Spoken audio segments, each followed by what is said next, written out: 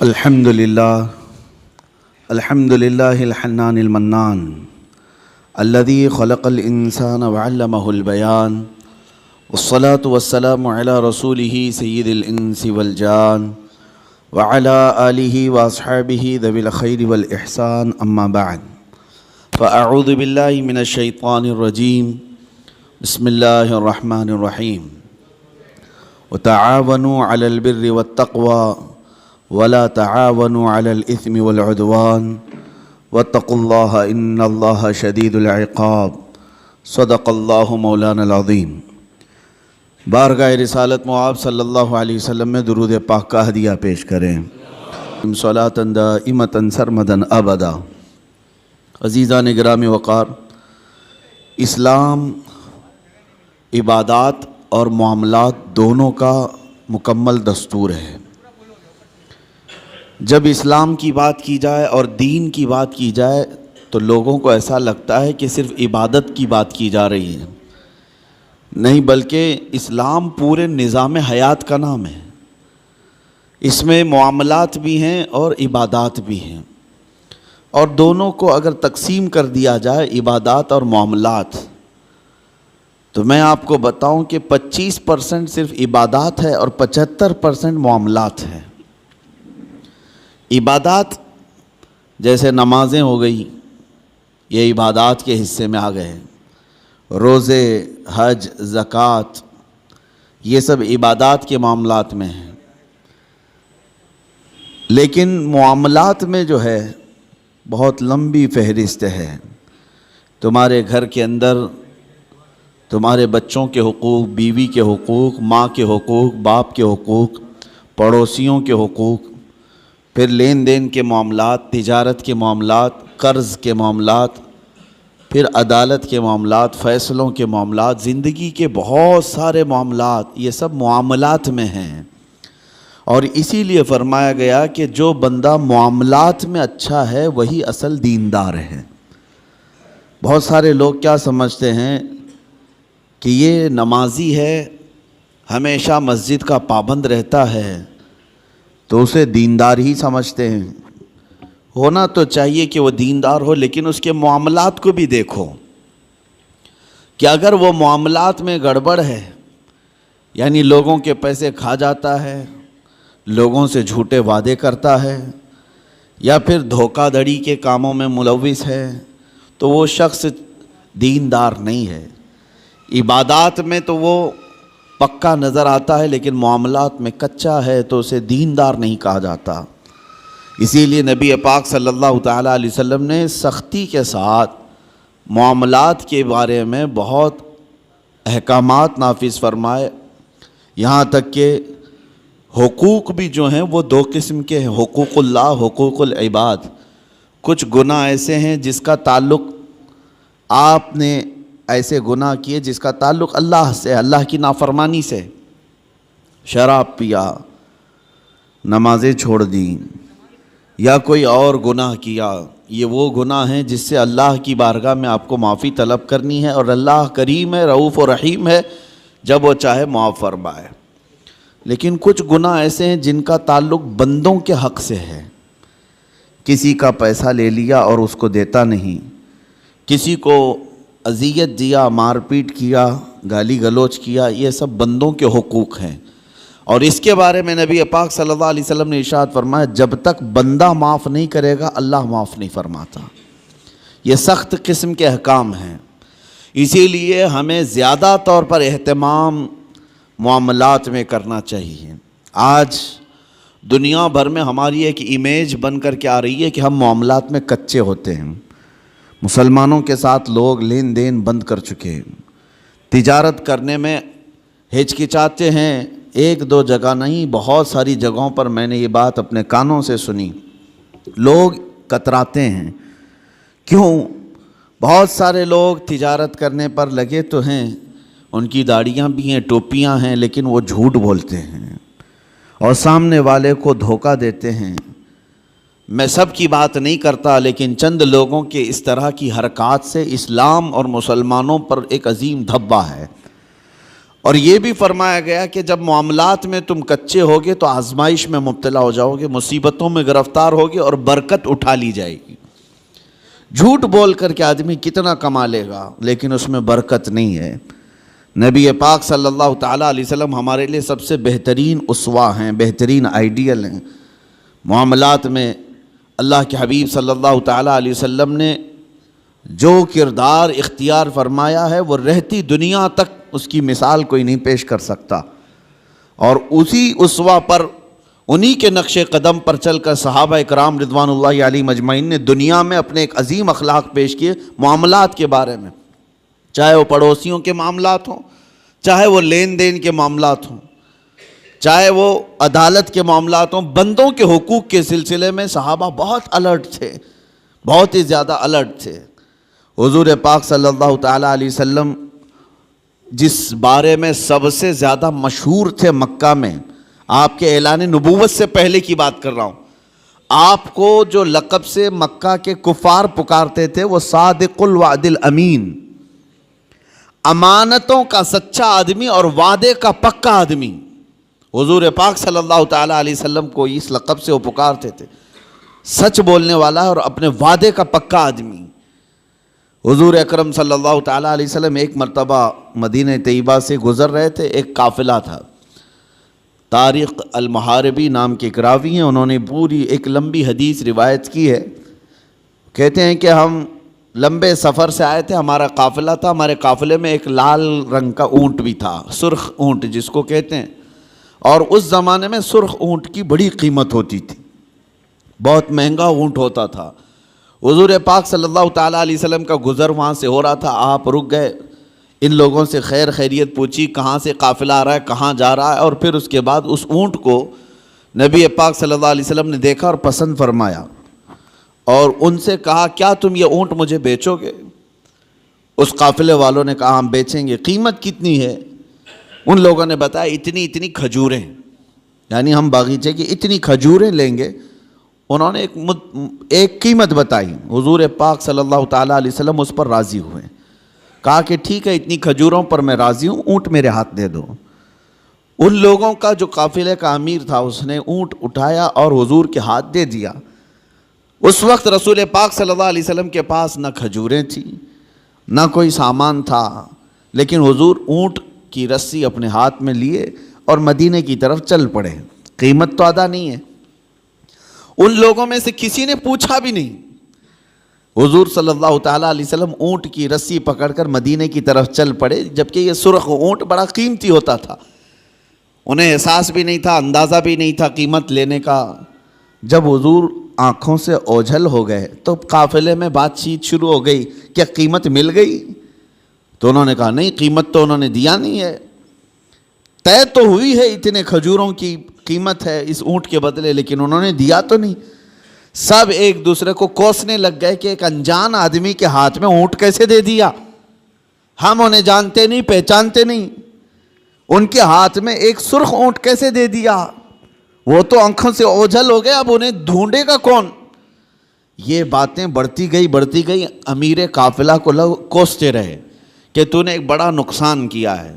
قافلے میں ایک خاتون تھی، ایک عورت تھی، اس عورت نے ہنگامے کو ٹھنڈا کیا اور کہا قریب آ کر لوگوں جھگڑو مت، اس لیے کہ میں نے اس چہرے کو دیکھا، وہ جھوٹا چہرہ نہیں ہو سکتا، ان کی باتوں کو میں نے سنا ہے، وہ شہد سے زیادہ میٹھی ہیں، ان کے بیٹھنے اور اٹھنے کے انداز کو میں نے دیکھا ہے، وہ دنیا کا کوئی عظیم آدمی ہے، انتظار کیوں نہیں کرتے؟ یہاں تک کہ شام ہو گئی اور رات ہو گئی۔ رات کو قافلہ جہاں پڑاؤ کیا تھا سب اپنے اپنے خیموں میں موجود تھے۔ نبی پاک صلی اللہ تعالیٰ علیہ وسلم کے ایک صحابی یا دو صحابہ اپنے ہاتھوں میں کھانے کی بڑی بڑی طبق لے کر کے آئے اور اس قافلے والوں سے کہا فلاں بن فلاں کہاں ہے؟ لوگ باہر آئے، پوچھا کہ کون ہے؟ آئے ہوئے صحابہ نے کہا ہم محمد الرسول اللہ صلی اللہ علیہ وسلم کے غلام ہیں، ہم ان کی طرف سے آئے ہیں، دن میں ہمارے آقا نے آپ سے اونٹ خریدا تھا، اس کی قیمت کھجوریں پوری جتنی طے ہوئی تھی وہ ہم لے کر کے آئے ہیں مدینے سے۔ وہ کھجوریں پوری لا کر کے دیا اور کہا رسول پاک صلی اللہ تعالیٰ علیہ وسلم نے ساتھ میں ہمیں تمہارے پورے قافلے کے رات کے کھانے کا بھی انتظام فرمایا. قافلے والوں نے کھانا بھی لیا اور کھجوریں جو قیمت میں تھی وہ بھی لیا. یہ عرب میں اس طرح کا پہلا واقعہ تھا، ورنہ جو نظروں سے اوجھل ہو گیا وہ ہمیشہ کے لیے ختم ہو گیا. حضور پاک صلی اللہ تعالیٰ علیہ وسلم نے ان کے دلوں میں ایسے اخلاق بٹھائے کہ وہ مدینے میں ڈھونڈتے پھرتے تھے کہ وہ محمد ہیں کہاں، رسول پاک صلی اللہ تعالیٰ علیہ وسلم ہیں کہاں. پھر وہ دائرہ اسلام میں بھی آئے کئی لوگ. یہی وہ لین دین کے معاملات تھے جس میں میرے آقا صلی اللہ تعالیٰ علیہ وسلم تجارت کو پوری دنیا کے سامنے بتا کر ایسے اصول بتائے. سود سے پاک کیا جو قافلے کی ایک بڑی لعنت تھی، بلکہ معاشرے کی ایک بڑی لعنت تھی. حضور پاک صلی اللہ علیہ وسلم نے فرمایا سود کو میں نے اپنے پیروں سے روند دیا، ختم فرما دیا. سود میں ہوتا کیا ہے آپ کو پتہ ہے؟ جس کو آپ بیاج کہیں، بڈی کہیں یا جو بھی نام دے دیں، لیکن بڑھا کر کے لینا، کسی کو قرض دینا اور اس سے بدلے میں بڑھا کر کے لینا. 100 روپیہ قرض دیا، 110 روپے لیا، 120 روپے لیا، بلکہ 101 روپے بھی لیا، تو یہ سود ہو گیا. جس کو قرض دیا اور بدلے میں بڑھا کر کے لیا، صرف پیسے میں نہیں، کسی بھی چیز میں وہ بڑھا کر کے لینا، یہ سود کہلاتا ہے. اور یہ اسلام میں بہت عظیم گناہ اس کو بیان کیا گیا. کیوں؟ وجہ کیا ہے؟ اس میں بندوں کا حق مارا جاتا ہے. ایک بندہ قرض میں ڈوبتا چلا جاتا ہے اور دوسرا امیر ہوتا چلا جاتا ہے. یہ نظام آج دنیا کے یہودیوں نے قائم رکھا ہے. پوری دنیا کو کریڈٹ پر چلاتے ہیں. زبردستی تمہیں کریڈٹ کارڈ پکڑائیں گے. کیوں؟ سود بھرتے رہو. تم اپنے حلال کمائی کی قیمت، اپنے پسینے کی قیمت ان کو سود میں چکاتے رہو، بھرتے رہو. لوگوں کو احساس بھی نہیں ہوتا. یہ دنیا اس عظیم لعنت میں تمہیں لے کر کے جا رہی ہے. میرے آقا صلی اللہ تعالیٰ علیہ وسلم نے ارشاد فرمایا جس نے سود کا ایک لقمہ کھایا اس کا گناہ اتنا بڑا ہے کہ جیسے کہ اس نے خانہ کعبہ کے سامنے اپنی ماں سے زنا کیا. اتنا بڑا اس کا گناہ ہے. بلکہ ایک حدیث میں 73 درجے گناہ کے ہیں. سود کھانے والے کے گناہ 73 درجے کے ہیں، 73. اس میں سے پہلا درجہ یہ ہے کہ وہ ماں کے ساتھ بدکاری کیا ہو. عزیزان گرامی وقار، اس کو اتنا سخت کیوں بیان کیا گیا؟ بندوں کے حقوق مارے نہ جائیں، بندوں کے حق تلف نہ ہوں. امانت کے ساتھ جو معاملات ہوتے تھے، آپ دیکھیں وہی چیز آج ہمارے معاشرے سے ختم ہونے لگ گئی ہے. آج تمہیں لون لینے کی ضرورت کیوں پیش آنے لگی؟ آج قرض جہاں پر بھی جائیں گے تمہیں بیاج کے ساتھ لینے کی ضرورت کیوں پیش آ رہی؟ اس کی وجہ یہی ہے کہ آپس میں اعتماد اور بھروسہ ختم ہو گیا. قرض حسن کون دینے والا ہے آج ایک مسلمان اٹھے اور دوسرے کے پاس جائے اور کہے کہ مجھے 5 لاکھ کی ضرورت ہے، اللہ ماشاء اللہ کون ہوگا؟ قریب سے قریب ترین دوست بھی منہ پھیر لیتا ہے. اس کی وجہ صرف ایک طرفہ نہیں ہے، 2 طرفہ ہے. قرض لینے والا اور قرض دینے والا دونوں کے درمیان اعتماد کا رشتہ نہیں ہے. کچھ لوگ قرض لیتے ہیں لیکن وہ دینا نہیں چاہتے. یہ بھی بندوں کے حقوق کی پامالی ہے. ان کو کیوں دیا جائے قرض؟ لوگ ڈرتے اسی لیے کہ 5 لاکھ دوں کہ 1 لاکھ دوں، یہ تو دینے کا نام ہی نہیں لیتا. اور کچھ لوگوں کی لت پڑ جاتی عادت، اس سے بھی مانگا اس سے بھی مانگا اور قرض میں ڈوبتے چلے گئے. وہ ایسے بھکاری بن جاتے ہیں کہ ان کے لیے دروازے بند ہو جاتے ہیں. حدیث پاک سنو، رسول کریم صلی اللہ علیہ وسلم ارشاد فرماتے ہیں جس نے قرض لیتے وقت یہ سوچا کہ دیکھا جائے گا ادا کرنے کی اس کی نیت نہیں تھی، حضور صلی اللہ تعالیٰ علیہ وسلم فرماتے ہیں اس پر اللہ تعالیٰ زمین کو اور تنگ کر دیتا ہے. اس کے لیے دروازے تنگ ہو جاتے ہیں. اور فرماتے ہیں کہ جس نے قرض لیا اور دینے کی نیت تھی اور یہ سوچا کہ میری ناک زمین پر رگڑ جائے لیکن میں اس کا حق دوں گا، حضور فرماتے ہیں اللہ اس کے لیے روز دروازہ کھولتا ہے، اس کے لیے اسباب پیدا کرتا ہے. یہاں لینے والے کی دل میں خیال ہی نہیں رہ گیا کہ سامنے والے سے میں نے رقم لیا ہے. بے چینی شروع ہو جانی چاہیے، ہمیں بے قراری شروع ہو جانی چاہیے. کسی کا قرض لیا ہے تو نیند اڑ جائے کہ نہیں میرے بھائی کا قرض ہے مجھے واپس دینا ہے. لیکن یہاں معاملات ایسے نہیں رہ گئے جس کی وجہ سے آج دنیا نے تمہیں سود کا عادی بنا دیا. اب کون دیتا ہے قرض حسن؟ قرض حسن کا مطلب کیا ہے؟ 1,00,000 روپے میں آپ کو دیا اور بدلے میں آپ نے بھی 1,00,000 روپے لوٹایا. یہ قرض حسن اچھا قرض ہے. پہلے یہ ہوا کرتا تھا آپس میں مومنوں کے درمیان قرض. لیکن جب لوگوں کے معاملات خراب ہو گئے تو کون دینا چاہتا ہے اور لینے والا بھی آج کل لوٹانا نہیں چاہتا. تو یہ معاملات ختم ہونے لگ گئے. اور اس کی وجہ کیا بنی؟ جب اعتماد کا رشتہ ٹوٹ گیا تو تم سود کے کاروبار میں پڑ گئے. اب تمہارے پاس کوئی راستہ نہیں رہ گیا. جاؤ بینکوں سے لون لو یا غیر مسلموں سے بھاری سود میں قرض اٹھاؤ اور اپنے کام کرتے رہو. یہ سب کی نوبت صرف اسی وجہ سے آئی کہ آپس کے رشتے خراب ہیں, یہ معاملات خراب ہیں, ایک دوسرے کے ساتھ محبت کا رشتہ نہیں ہے. عزیزان گرامی وقار, یہ کام صرف ہم نے اپنے ہاتھوں تباہ کیا ہے, اپنے ہاتھوں برباد کیا ہے. آپ کو اندازہ ہو, ایک صحابی حضور صلی اللہ تعالیٰ علیہ وسلم کے پیچھے نماز پڑھتے تھے اور صبح فجر کی نماز میں بہت جلدی بھاگ کر چلے جاتے تھے, سلام پھیرتے ہی نکل جاتے. ایک دن ان کو صحابہ اکرام نے روک لیا کہ آپ حضور کے پیچھے نماز پڑھتے ہیں اور رکتے نہیں ہیں. اللہ کے رسول صلی اللہ تعالیٰ علیہ وسلم سے ان کی شکایت بھی کی. حضور صلی اللہ علیہ وسلم نے ان سے پوچھا کیا بات ہے, فجر کی نماز میں اتنی جلدی بھاگ جاتے ہو؟ اس صحابی نے جواب میں کیا عرض کیا, کہا یا رسول اللہ صلی اللہ علیہ وسلم, میرا گھر اور ایک یہودی کا گھر دونوں متصل ہے, لگے ہوئے ہیں, اور اس یہودی کے گھر کے آنگن میں ایک کھجور کا درخت ہے جس کی شاخیں میرے گھر کے آنگن میں بھی آتی ہیں, اور صبح صبح پکی کھجوریں میرے آنگن میں گر جاتی ہیں. میں اس لیے بھاگ کر جاتا ہوں کہیں میرے بچے جلدی اٹھ کر کے وہ کوئی کھجور کھا نہ لیں. میں وہ کھجوریں جمع کرتا ہوں اور اپنے پڑوسی کو اس کی امانت لوٹا دیتا ہوں. روز میرا یہ کام ہے. مجھے ڈر لگا رہتا ہے کہ کہیں میرے بچے وہ ناجائز کھجوریں نہ کھا لیں, پڑوسی کی کھجوریں جو ہمارے آنگن میں گری ہیں. یہ صحابہ کے اخلاق تھے. وہ یہودی تھا پڑوسی, اس کی کھجور کھانا بھی انہیں گوارا نہیں تھا. کیا ہم نے بچوں کی یہ تربیت کی ہے؟ دوسرے کا مال نہیں اٹھانا چاہیے. یہاں تو بازار میں جا کر بھاؤ تاؤ پوچھتے ہوئے نہ جانے کتنے انگور کھا جاتے ہیں لوگ. پھل پوچھتے پوچھتے کتنے تو چیک کرنے میں کھا جاتے ہیں, جبکہ یہ بھی جائز نہیں, بغیر اس کی اجازت کے, بغیر اس کی اجازت کے تمہارے لیے جائز نہیں ہے. اس صحابی کی یہ بات سن کر نبی پاک صلی اللہ تعالیٰ علیہ وسلم نے ارشاد فرمایا, کوئی ہے ہم میں سے, میرے صحابہ میں سے, جو اس یہودی کا درخت خرید کر کے میرے اس صحابی کو دے دے تاکہ یہ سکون سے نماز پڑھ سکے. سوچو میرے عزیز ہو, اس وقت رسول پاک صلی اللہ تعالیٰ علیہ وسلم نے جب یہ ارشاد فرمایا تو صحابہ نے کہا کہ یا رسول اللہ, ہم اس یہودی کو بلاتے ہیں, کیا وہ بیچنے کو راضی ہے؟ اس پڑوسی کو بلائے جس کی کھجوریں یہ روز امانت کے ساتھ جمع کر کے اس کو دیتے تھے. وہ آیا, حضور صلی اللہ علیہ وسلم نے پہلے اس سے کہا کہ تو یہ اپنا درخت میرے اس صحابی کو دے دے. کہا کہ ایسے تو نہیں دے سکتا.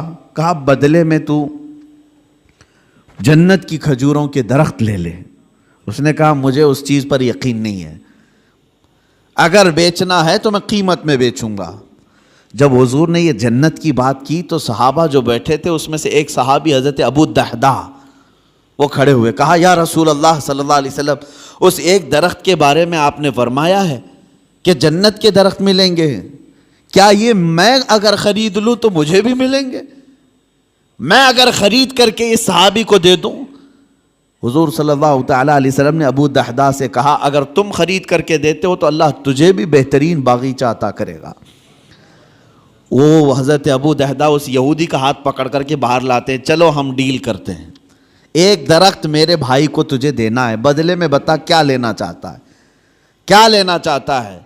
وہ مانتا نہیں تھا. حضرت ابو الدحداء کون صحابی ہیں میں آپ کو بتا دوں, اوالی مدینہ, مدینہ کا ایک علاقہ جہاں آج بھی اوالی اس کو کہتے ہیں, مسجد قباء کے قریب, وہاں کے کھجوریں دنیا کی سب سے بہترین کھجوریں مانی جاتی.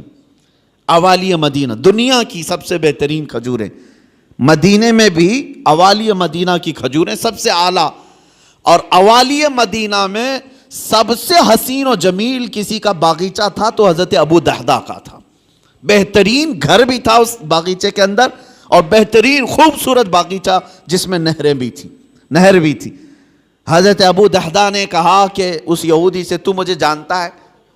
کہا کہ تجھے مدینے کا کون آدمی نہیں جانتا، تو ابو دحدہ ہے. باغیچے کے نام سے ہی لوگ جانتے ہیں، حسین و جمیل باغیچہ ہے.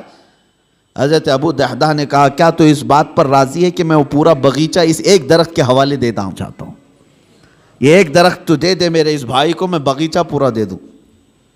اس یہودی نے کہا کیا مذاق ہے یہ، کیسا مذاق ہے؟ اس نے کہا رسول اللہ کی بات پر میں کبھی مذاق نہیں کرتا اور نہ ہی مسلمانوں کو یہ زیب دیتا ہے، میں معاملات کر رہا ہوں تیرے ساتھ. اس یہودی نے کہا کوئی بات نہیں، درخت میں دینے کو تیار ہوں. ابو دحدہ نے وہیں پر جو کچھ لکھنا پڑھنا تھا سب کر لیا، بیچ دیا، نہ کوئی قیمت لینی تھی اس سے، کچھ نہیں. ایک درخت جو یہودی کے آنگن میں تھا بس وہی خریدنا تھا، وہ بھی اکھاڑ کر کے نہیں، وہ درخت تو وہیں رہے گا نا، لیکن ملکیت اس مسلمان کی ہوگی، صحابی کی. اس بات پر طے ہوا، باغیچہ بیچ دیا گیا. اب حضرت ابو دحدہ اپنے باغیچے کے باہر آئے، سنیے، باہر آئے اور باہر سے اپنی بیوی کو پکارا، یا ام دحدہ، اپنی بیوی کو زور سے پکارنے لگے. تو ان کی بیوی اندر باغیچے کے اندر اپنے حسین و جمیل گھر میں تھی. وہاں سے آواز سن کر کے کہتی ہیں کیا بات ہے کہ تم اندر نہیں آتے، باغیچے کے باہر سے مجھے آواز دے رہے ہو؟ ابو دحدہ نے کہا میں نے باغیچہ بیچ دیا، تو بھی باہر آ جا. عورتیں تو عورتیں ہوتی ہیں، لیکن وہ کمال کی عورتیں تھیں. وہ باہر نکلی اپنے گھر سے اور کہتی ہیں ابو دحدہ مجھے تمہاری عقل پر پوری زندگی سے زیادہ یقین ہے، یقیناً سودا کیا ہوگا تو بہترین سودا کیا ہوگا، ایسے تو تم اتنا حسین باغیچہ بیچ نہیں سکتے، اگر بیچا ہوگا سودا کیا ہوگا تو بہترین سودا کیا ہوگا. وہ گھر سے اسی وقت نکل آئی. ابو دحدہ گھر باغیچے میں بھی نہیں گئے، گھر میں بھی نہیں گئے. یہودی سے کہا آج سے تیرا ہے یہ باغیچہ. وہ باہر آئی، خاتون پوچھا کتنے میں تم نے یہ باغیچہ بیچا ہے؟ تو حضرت ابو دحدہ نے ہنس کر کے کہا میں نے یہ رسول اللہ کے ہاتھ میں بیچا ہے، جنت کے ایک باغیچے کے حوالے. اللہ تبارک و تعالیٰ کے رسول جسے وعدہ کریں وہ جھوٹا نہیں ہوتا. ام دحدہ نے ہنس کر کے کہا مجھے میری جان سے زیادہ تمہاری عقل پر یقین تھا، یقیناً تم نے جو سودا کیا وہ دنیا کا سب سے عظیم سودا ہے. چلو یہ نہیں ماتم کیا کہ کیسے بیچ دیا، کس کو کس کی باتوں میں آ کر کے کیا کر دیا. وہ خاتون بھی صحابیہ تھیں، رسول پاک صلی اللہ علیہ وسلم پر ایمان رکھتی. تو باہر آئے یہ دونوں لوگ. اب سنیے، وہ یہودی جو ہے رات کو اپنی بیوی کے پاس آتا ہے اور ہنستا ہے. مسلمانوں سے بڑا بیوقوف میں نے کسی کو دیکھا نہیں. انہوں نے میرے آنگن میں موجود ایک درخت کے بدلے مدینے کا ایک حسین و جمیل باغیچہ میرے ہاتھ میں دے دیا. لیکن یہ بھی تو دیکھو کہ درخت تو وہ ہمارا ہی رہے گا، وہ ہمارے آنگن میں ہے، درخت کو کون اکھاڑے گا، کون نکالے گا. وہ اپنی بیوی سے رات بھر ہنسی مذاق کرتا رہا کہ مسلمانوں کو میں نے بیوقوف بنا دیا.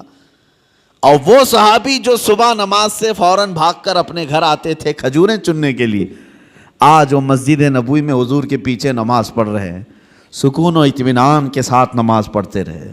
اور اس کے بعد نماز ہو گئی تو حضور صلی اللہ تعالیٰ علیہ وسلم نے صحابہ سے کہا کہ چلو اس صحابی کے ساتھ چلتے ہیں وہ درخت دیکھنے کے لیے، اس لیے کہ کسی کا گمان ہے کہ اس نے مسلمانوں کو بیوقوف بنا دیا.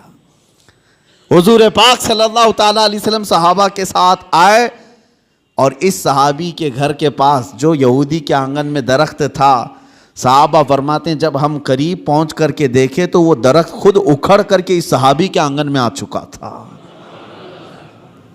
خود ان کے آنگن میں وہ درخت موجود تھا. عزیزان گرامی وقار، یہ لمبی حدیث ہے، اس میں مجھے جو عرض کرنا تھا وہ یہی تھا کہ اس صحابی کے عمل کو دیکھو کہ وہ ایک مشت کھجوریں بھی اپنے بچوں کو ناجائز طریقے سے نہیں کھانے نہیں دینا چاہتے. ہمارے معاملات جب خراب ہو گئے آج تو لوگوں کا اعتماد اور بھروسہ بھی نکلنے لگ گیا. یہاں لوٹ کھسوٹ ایسی کچھ چیزوں کی میں نشاندہی کرتا ہوں کہ اللہ کا عذاب کس قوم پر آیا تھا. ایک بہت بڑی قوم حضرت شعیب علیہ السلام کی قوم, ان کے بارے میں قرآن میں ہے وَيَا قَوْمِ أَوْفُوا الْمِكْيَالَ وَالْمِيزَانَ بِالْقِسْطِ وَلَا تَبْخَسُوا النَّاسَ أَشْيَاءَهُمْ. حضرت شعیب علیہ السلام اپنی قوم کو بار بار ڈراتے تھے کہ ماپ تول میں کمی مت کرنا, ناپ تول میں کمی مت کرنا, برابر انصاف کے ساتھ لوگوں کو غلہ دیا کرو. وہ لوگ کیا کرتے تھے جس کو ڈنڈی مارنا کہتے ہیں, یعنی کلو کے کانٹے میں جو ہے فرق کر دینا, اور کہیں سے کچھ نہ کچھ سیٹنگ کر کے مال تھوڑا سا سامنے والے کو کم جائے. اس گناہ میں مبتلا تھی وہ قوم, اور اس کو اللہ کے نبی حضرت شعیب علیہ السلام اس قوم کو ڈراتے رہے, یہ زمین میں فساد ہے, اس چیز سے باز آؤ. وہ باز نہیں آتے تھے. جانتے ہو ناپ تول میں کمی کرنے کی وجہ سے اللہ کا بھیانک عذاب ان پر آیا, بہت سخت ترین عذاب آیا. قوم شعیب ہمیشہ کے لیے ہلاک کر دی گئی, اس کو قوم سمود بھی کہتے ہیں. حضرت شعیب علیہ السلام کی قوم پوری ہلاک و برباد ہو گئی, ناپ تول میں کمی کرتی تھی. آج ہو سکتا ہے کہ ترقی یافتہ دور میں ناپنے کی چیزیں بدل گئی ہوں, لیکن اگر اس میں بھی کوئی خیانت کرتا ہے ایک ذرا برابر بھی, وہ اللہ کے عذاب میں گرفتار ہوگا. اس کی برکتیں ختم کر دی جائیں گی, اس کے چہرے کی رونق ختم کر دی جائے گی. اسی لیے میرے عزیزو, ان معاملات میں پابند ہو جاؤ اور دیکھنا کہ ہمارے معاملات بالکل صحیح ہو جائیں گے. غیر مسلموں کے حالات تو آج ایسے کہ وہ لوگ اس چیز پر سختی کرتے ہیں. ان کی مارکیٹ میں سب ایک دوسرے کے تعاون کرنے والے ہیں, اور مومنوں میں ایک دوسرے کا تعاون کرنے والا نہیں. مارکیٹ میں اگر 4 دکانیں تمہاری ہیں, تمہاری تجارت زیادہ ہونے لگ گئی تو بغل والے کو حسد ہونے لگ گیا. سوچتے کہ میرا بھائی تو ہے, نہیں, حسد ہونے لگ گیا. اور تیسرا اس سے زیادہ جلنے لگ گیا. آپس میں اس بات کو لے کر کے سب جلن کے شکار ہیں. اور پھر اس کے بعد ہوتا یہ ہے کہ ذرا برابر کچھ کمی ہوئی تو دوڑے دوڑے بابا کے پاس جاتے ہیں, پڑوسی نے کچھ کرایا ہے, میری دکان میں کچھ ہوتا نہیں. تم آپس میں ایک دوسرے کو کیا کرایا اسی میں لگے رہے ہو. بلکہ ہم کچھ بازاروں میں گئے ہیں, دیکھا ہے, اور کسی کی دکان پر, غیر مسلم کی بات کر رہا ہوں, کوئی سامان نہیں مل رہا ہے, تو وہ سامان نہیں مل رہا ہے تو یہ نہیں کہتا کہ چلے جاؤ دوسری جگہ, بلکہ وہ وہیں کھڑا ہو کر کے اپنے کسی بھائی کا ریفرنس دیتا ہے, کہتا ہے فلاں جگہ یہ ملے گا, یہاں جاؤ اور میرا نام لے کر کے کہو. وہ آپس میں تعاون ہے ایک دوسرے کا. مومنوں, آپ سب لوگ ایک دوسرے کے تعاون میں جب تک نہ آئیں تو رحمت خداوندی سے محروم رہو گے. اللہ تبارک و تعالیٰ کا عذاب آئے گا معاملات میں خراب ہونے سے. اسی لیے سود کو حرام اسی لیے کیا گیا تھا کہ دوسروں کے حق نہ مارے جائے. دوسرا کوئی غریب سے غریب تر ہوتا جائے اور تم امیر سے امیر تر ہوتے جاؤ, یہ جائز نہیں اسلام میں.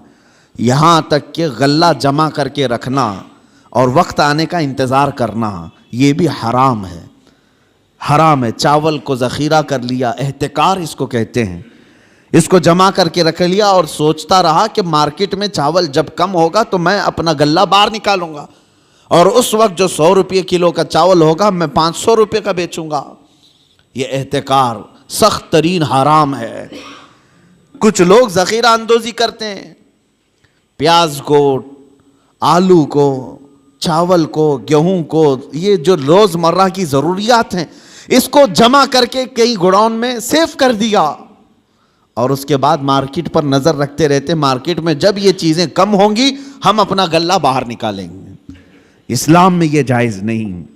بندوں کے حقوق مارنا یہ معاملات کی خرابی ہے, احتکار جائز نہیں ہے. اسی طرح میرے عزیزو, چند باتیں جو ہمارے ساتھ ہو رہی ہیں, جھوٹ بولنا. حضور پاک صلی اللہ تعالیٰ علیہ وسلم کے پاس ایک صحابی آئے, انہوں نے کہا یا رسول اللہ صلی اللہ علیہ وسلم, میں گھر بنانے کا کام کرتا ہوں, جس کو آپ مستری کہتے ہیں, معمار, میرا کیا ہوگا قیامت کے دن؟ حضور صلی اللہ علیہ وسلم نے فرمایا تو ابراہیم علیہ السلام کے ساتھ اٹھایا جائے گا. ایک صحابی آئے, انہوں نے کہا میں کپڑے سلتا ہوں, درزی ہوں, میرا کیا ہوگا؟ نبی پاک صلی اللہ تعالیٰ علیہ وسلم نے فرمایا تو حضرت ادریس علیہ السلام کے ساتھ اٹھایا جائے گا. ایک صحابی آئے, انہوں نے کہا کہ میں لوہے کا کام کرتا ہوں, حضور نے فرمایا تو حضرت داؤد علیہ السلام کے ساتھ اٹھایا جائے گا، جس کا جو پیشہ تھا اور جو نبی کا پیشہ تھا حضور نے ان کے ساتھ اٹھائے جانے کی بشارت دی۔ ایک صحابی نے کہا کہ یا رسول اللہ صلی اللہ علیہ وسلم میں تجارت کرتا ہوں، میرا کیا ہوگا؟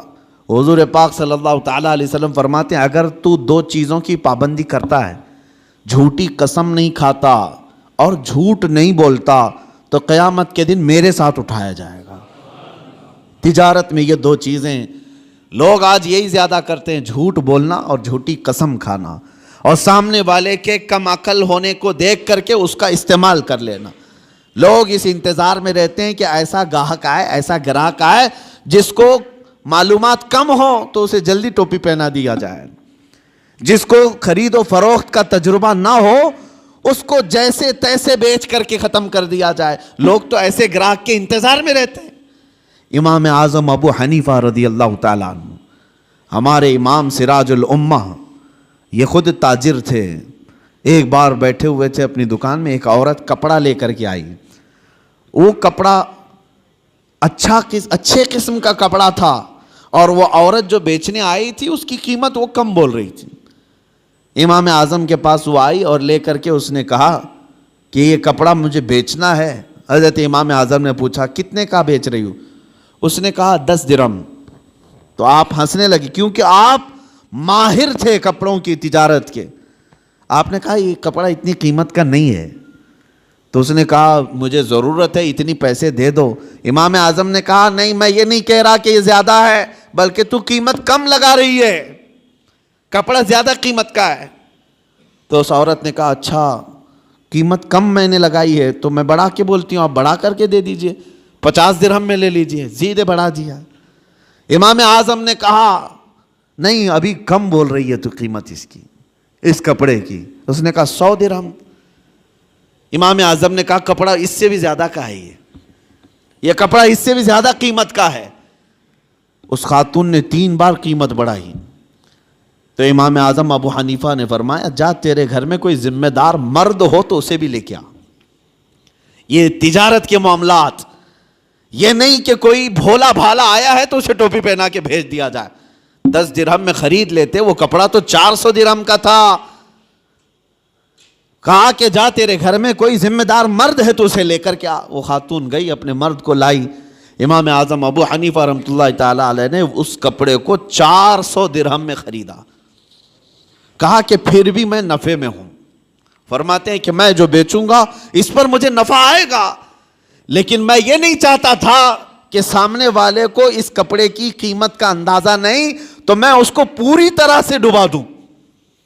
یہ رسول پاک صلی اللہ تعالیٰ علیہ وسلم کے اخلاق کریمانہ جو امام اعظم ابو حنیفہ نے بھی اپنی زندگی میں دکھایا ہے۔ اور ایک بات، ایک عورت اور آئی۔ عورتوں کو کچھ معاملات میں بہت معلوم ہے اور کچھ معاملات میں کچھ نہیں معلوم ہے۔ وہ کبھی کبھار مارکیٹ میں صرف اسی لیے جاتی ہیں کہ گراتی رہیں یا اٹھاتی رہیں۔ بہرحال ایک خاتون آئی اور اس نے کہا امام اعظم ابو حنیفہ رحمۃ اللہ تعالیٰ علیہ کے پاس ایک کپڑا تھا ریشم کا، اور اس عورت کے پاس کچھ ہی پیسے تھے۔ اس عورت نے کہا میں ایک غریب عورت ہوں، مجھے آپ ایک کپڑا ایسا بیچو جس میں آپ نفع مت لینا مجھ سے۔ وہ کہا جاتا ہے نا مدل مل جائے، یہاں تو سب ہر کوئی یہی دعویٰ کرتا ہے جتنے کا پڑا ہے اتنے کا بیچ رہا ہوں آپ کو، پھر دکان کیوں کھول کے بیٹھا ہے؟ ہر کوئی یہی کہتا ہے کہ مجھے جتنے کا پڑا ہے اتنے میں دے رہا ہوں آپ کو۔ امام اعظم ابو حنیفہ رحمۃ اللہ تعالیٰ علیہ کے پاس عورت آئی، کہا ایک کپڑا مجھے دیجئے، اس پر آپ نفع مجھ سے مت کمائیے، باقی سب سے نفع تو لیتے ہی ہیں۔ تو امام اعظم نے کپڑا اٹھایا اور کہا لے لے اس چیز کو۔ تھان تھی، کہا کتنے؟ کہا 4 درہم۔ اس عورت نے کہا مجھ بڑھیا کا مذاق مت اڑائیے، وہ کپڑا جو ہے قیمتی تھا۔ امام اعظم ابو حنیفہ فرمانے 4 درہم؟ کہا میں سچ بول رہا ہوں، 4 درہم میں لے لے۔ وہ خاتون کہتی ہے ایسا کیسے ہو سکتا ہے اتنے کم قیمت کا؟ امام اعظم ابو حنیفہ رحمۃ اللہ علیہ فرماتے ہیں میں نے اس کے ساتھ ایک اور کپڑا خریدا تھا، یعنی جب میں اس کپڑے کو دکان میں لایا تھا 2 تھان تھے میرے پاس، اور ایک تھان بیچ کر کے میں نے پورا نفع لے لیا۔ اب یہ کپڑا صرف مجھے 4 درہم کا پڑتا ہے، تھا وہ 100 درہم کا۔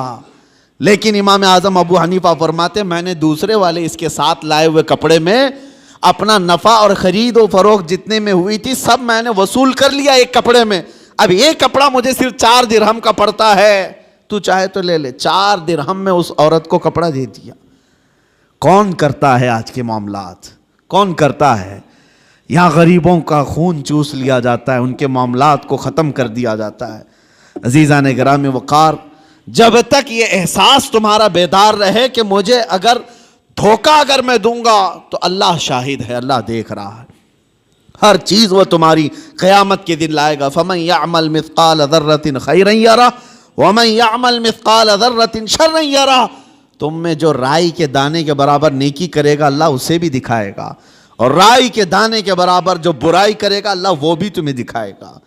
اس لیے معاملات میں پکے ہو جاؤ. لوگوں کو ٹھگنا, لوگوں کو بیوقوف بنانا, لوگوں کو کا استحصال کرنا, یہ نہیں ہے کہ تجارت تمہارے لیے حلال نہیں, نفع رکھو لیکن جھوٹ مت بولو. مثال کے طور پر ایک گھڑی ہم نے خریدی, میں نے 100 روپے کی خریدی ہے, اب مجھے بیچنا ہے 150 روپے میں یا 200 روپے میں. 150 روپے کی میں قیمت لگایا تھا, 50 روپے فائدہ تھا ہمارا.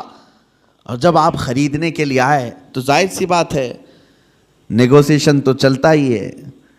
آپ آتے ہی اس کی قیمت کم کرانے لگے, تو آپ جب قیمت کم کرانے لگے تو سیدھے آپ نے کہا مجھے 120 میں دو, اور ہم نے کہا اتنے میں تو مجھے پڑی بھی نہیں ہے, جبکہ ہمیں پتہ ہے یہ گھڑی 100 روپے کی ہے اور اس نے صرف 30 روپے کم کرایا تھا. ٹھیک ہے مجھے نہیں دینا تھا 30 روپے کم کر کے, نہ دیتا, لیکن یہ تو نہیں کہتا کہ مجھے پڑی ہی نہیں ہے, بلکہ اس سامنے والے کو اتنا کہہ دیتا کہ نہیں اتنے میں مجھے کوئی دینا نہیں ہے آپ کو, اتنے کم قیمت میں آپ کو بیچ نہیں سکتا. یہ چیزیں کہہ سکتے ہو, لیکن یہ کہنا کہ اتنے میں خریدا ہی نہیں, جھوٹ بولا, اور اس جھوٹ بول کر کے اس سامنے والے کو بیچا تو وہ قیمت پوری تمہارے لیے حرام ہی رہی. حرام لقمے اس طرح سے بھی گھر میں آتے ہیں. اگر آپ کو نہیں دینا ہے تو سیدھے صاف یہ کہہ دیتے کہ مجھے اتنے کم میں نہیں بیچنا ہے. سامنے والے کی مرضی ہے, لینا چاہے تو لے, نہ تو جائے. یا اگر آپ تجارت کے اصول جانتے ہیں, اس کو جانے نہیں دینا چاہتے, تو بیچ کی کوئی ریٹ پر آپ طے کر لیں, لیکن جھوٹ بول کر کے نہیں. تمہاری زبان پر کوئی جھوٹ آنے نہ پائے. اور جب اس طرح کی تجارت کرو گے, ہر حلال کھاؤ گے, تمہاری عبادات میں بھی برکت ہوگی, تمہاری دعائیں بھی اللہ کی بارگاہ میں بار اجابت سے ٹکرائیں گی. عزیزان گرامی وقار, پوری دنیا میں آج معاملات کے لیے ہم فکر مند ہیں کہ مسلمانوں کی ایسی چھبی بنائی گئی. ابھی میں ایک باہر ملک میں تھا, وہاں ایک صاحب کہہ رہے تھے کہ ہم جو ہے مال امپورٹ کرتے ہیں فلاں جگہ سے فلاں جگہ سے, لیکن ہم وہاں جا کر دیکھتے ہیں اگر کوئی مسلمان کنٹینر وغیرہ لگا رہا ہے تو ہم ڈر جاتے ہیں کہ واپس وہ ہمارے ملک میں آئے گا تو آدھا کنٹینر ملے گا, نہیں تو فلاں ایسا ہو جائے گا, فلاں ہو جائے گا. وہ ڈر اس بات کا ہے. کہا کیوں اس قدر بگاڑ لیا اپنے معاملات کو. عزیزان گرامی وقار, مسلمانوں کے حالات جب اس طرح سے بگڑے ہیں تب یہ تمام چیزیں آئی ہیں. قوت فکر و عمل پہلے فنا ہوتی ہے جب کسی قوم کی شوکت پہ زوال آتا ہے, جب کسی قوم کی شوکت پہ زوال آتا ہے. آج جو زوال کے اسباب ہیں, تم خود مصطفیٰ کریم صلی اللہ تعالیٰ علیہ وسلم کے ان اچھے اسلوب کو چھوڑ دیے, وہ نقوش پا جو میرے آقا کے پوری دنیا کے لیے آئیڈیل تھے, چھوڑ دیے. آج ایک بات میں بتا دوں, ابو جہل جیسا کٹر دشمن مکہ میں ہے. ایک قافلے والا یمن سے یا کہیں سے آیا ہے, ایک اونٹ لے کر کے وہ بیچارہ مکہ میں آیا, اس کا قرض ابو جہل کے پاس تھا, یعنی ابو جہل ان کے پیسے لے کر کے دبا لیا تھا, نہیں دے رہا تھا, اور دادا ہے, گنڈا ہے, اور وہ بندہ بیچارہ جو آیا وہ کمزور تھا. وہ مکہ کے فلاں آدمی کے پاس جا رہا تھا, کہا کہ اس سے میرا پیسہ دلا دو, کوئی تیار نہیں تھا. ارے اس کے پاس کون جائے گا, ابو جہل کے پاس, وہ سردار قریش ہے, پتہ نہیں کون اس سے وصول کرے گا. کچھ ایسے لوگ یہاں پہ بھی ہیں جن سے لوگ ڈرتے ہیں, ارے ان سے کون وصول کرے گا. یہ اس زمانے کے ابو جہل ہیں, لوگ ان سے ڈرتے ہیں کہ پیسہ ان سے کون وصول کرے گا, گنڈے ہیں, مار پیٹ کریں گے, تو سب ڈرے ہوئے تھے. وہ مجبور آدمی مکہ میں حرم پاک میں مجبور اور پریشانی کے عالم میں کھڑا تھا. ایک کسی نے پوچھا کہ کیا بات ہے, مکہ کے حالات بتا رہا ہوں. اس نے کہا میرا پیسہ فلاں آدمی دبا کر بیٹھا ہے، ابو جہل دیتا نہیں. تو وہ حرم پاک میں جو بندہ آیا تھا اس نے کہا تیرے لیے ایک ہی راستہ ہے، جا محمد کے پاس صلی اللہ علیہ وسلم. حضور پاک صلی اللہ تعالیٰ علیہ وسلم وہ بھی مسلمان نہیں، اس نے کہا جا محمد کے پاس، وہ تجھے دلا دیں گے. وہ شخص کہتا ہے میں ڈھونڈتے ڈھونڈتے حضور پاک صلی اللہ علیہ وسلم کے پاس آیا. یہ حضور پاک صلی اللہ تعالیٰ علیہ وسلم کے حالات اس وقت، کیا آپ بہت بڑے پیسے والے تھے؟ کیا آپ اس وقت حالات میں مکہ والوں کے اس طرح سے مضبوط مالی اعتبار سے؟ لیکن وہ شخص آیا، حضور ایک جگہ بیٹھے ہوئے تھے، آتے ہی رو پڑا، کہا آپ محمد ہیں؟ کہا فلاں شخص مکہ کا ابو جہل، اس کو دوسرے نام سے پکارا جاتا تھا. کہا وہ پیسے میرے لیے ہے اور دیتا نہیں ہے اور ڈراتا الگ ہے. حضور پاک صلی اللہ علیہ وسلم نے اس سے کہا رو مت، چل میں تیرے ساتھ چلتا ہوں. حضور اس شخص کے ساتھ آئے اور کہا کہ ڈھونڈتے ہیں. ابو جہل ایک جگہ بیٹھا ہوا تھا قریش کی محفل میں، ٹھٹا مار کر ہنس رہا. سیدھے اس محفل میں میرے آقا صلی اللہ علیہ وسلم تشریف لائے، کسی کی روح رعایت نہیں، سیدھے سامنے کھڑے ہو کر کہا ابو جہل یہ بندہ مجبور اور پریشان ہے، کیا تیرے پاس اس کا مال ہے؟ تو نے اس سے قرضہ لیا ہے؟ ابو جہل نے کہا ہاں میں نے لیا ہے. کہا کب دے گا اس کے پیسے؟ اس کے پیسے کب دے گا؟ وہ ایسا ذلیل ہوا وہاں پر کہ حضور کے پاک کے 2 جملے تھے، وہ فوراً گیا اور مال لا کر کے اس مجبور آدمی کو لوٹا دیا. نبی پاک صلی اللہ تعالیٰ علیہ وسلم کا وہ جلال جو کٹر دشمن ہے، جانی دشمن ہے، لیکن حضور کے اخلاق و کردار کے سامنے ٹک نہ سکا. حضور معاملات میں اتنے پکے تھے کہ حضور کو کوئی ٹال نہیں سکتا تھا. کہ اگر ابو جہل کے لیے حضور صلی اللہ علیہ وسلم نے یہ کہہ دیا کہ تو معاملات میں خراب ہے اور اس کے پیسے نہیں دیتا، تو پورے عرب میں اس کی بدنامی تھی اور وہ اپنی بدنامی نہیں چاہتا تھا. لایا، مال دے دیا.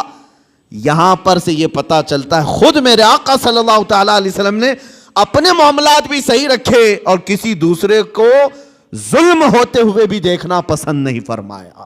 یہ ہونے چاہیے ہمارے معاملات کہ ہم کسی کو ٹھگتے ہوئے بھی نہ دیکھیں.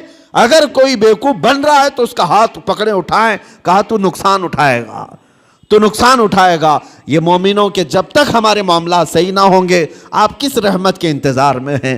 اللہ کریم ہم سب کو ہمارے عبادات میں اور ہمارے معاملات میں پختگی عطا فرمائے. مولا کریم ہمیں سچی امانت داری اور دیانت داری عطا فرمائے. حضور پاک کے نقش قدم پر چلنے کی توفیق عطا فرمائے. وآخر دعوانا ان الحمد للہ رب العالمین.